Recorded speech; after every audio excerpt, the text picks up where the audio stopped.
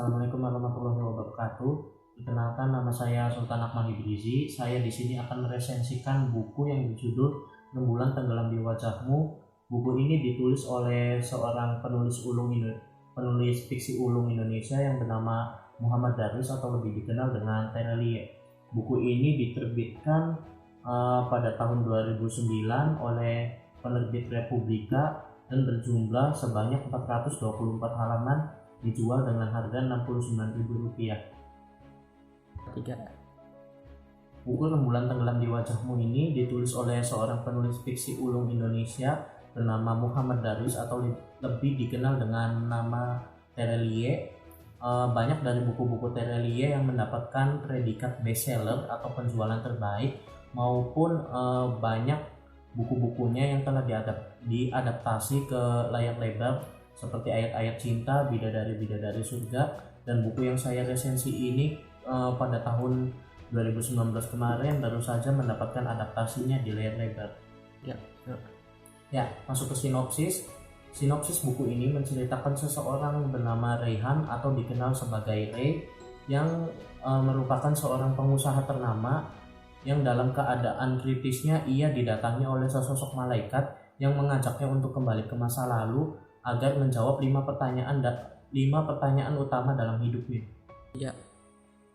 Pada bab-bab awal di buku ini diceritakan tentang masa lalu Ray kecil sebagai seorang anak yatim piatu yang tinggal di sebuah panti asuhan yang dijaga oleh seorang ayah asuh yang merupakan koruptor atau pemakan uang donatur, bahkan menyiksa anak-anak panti untuk mewujudkan cita-citanya agar berhaji.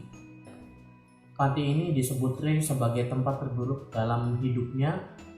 Ray yang tidak terima dengan perilaku dari sang ayah asuh itu akhirnya melakukan perlawanan yang menjadikan Reyhan sebagai sasaran utama dalam penyiksaan ini.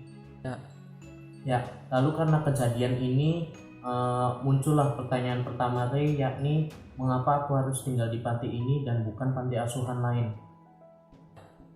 Seiring berjalannya cerita, pertanyaan-pertanyaan hidup Ray semakin bertambah, dan ketika Ray yang dewasa diajak ke masa lalunya, sang malaikat akan menjawab pertanyaan-pertanyaan tersebut. Lalu masuk ke kelebihan buku ini. Yang pertama menurut saya adalah gaya bahasa yang dipilih Terelie sangat enteng, sehingga buku ini cocok untuk dibaca oleh segala kalangan dan segala umur. Meskipun menggunakan bahasa sehari-hari, tetapi buku ini tetap tidak melupakan ciri khas Terelie, yakni untuk menulis kata-kata indah di dalam tiap bab-babnya. Kelebihan selanjutnya adalah kejutan-kejutan yang ada di tiap bab di buku ini. Menurut saya porsinya sudah pas dan bisa membuat pembaca dimainkan perasaannya. Kelebihan yang ketiga adalah penggambaran karakter yang sangat kuat, sehingga mungkin karakter-karakter yang ada di dalam buku ini terasa nyata karena sifatnya yang tidak dibuat-buat dan menyerupai manusia pada umumnya. Yang keempat adalah transisi Ray di dalam buku ini yang sangat tidak terasa. Dari Ray kecil hingga remaja hingga dewasa itu dibuat sangat berproses sekali, sehingga terasa kita mengikuti perjalanan kehidupan Ray dari kecil hingga dewasa dengan waktu yang nyata. Lalu kelebihan yang terakhir adalah pesan moral yang disampaikan dalam buku ini sangat tepat dan sangat terasa oleh para pembaca, karena pertanyaan-pertanyaan yang diajukan Ray tentang kehidupan ini merupakan pertanyaan-pertanyaan utama yang dipertanyakan manusia kepada Tuhan, seperti kenapa hidup ini tidak adil, kenapa hidup ini selalu menempatkan saya kepada posisi yang buruk, dan kenapa setiap ada kesenangan selalu diikuti dengan musibah. Lalu pertanyaan-pertanyaan yang dijawab sang malaikat pun sangat tepat, karena mungkin memberikan pencerahan kepada para pembaca atas pertanyaan-pertanyaan Ray yang merupakan pertanyaan-pertanyaan kehidupan kita juga.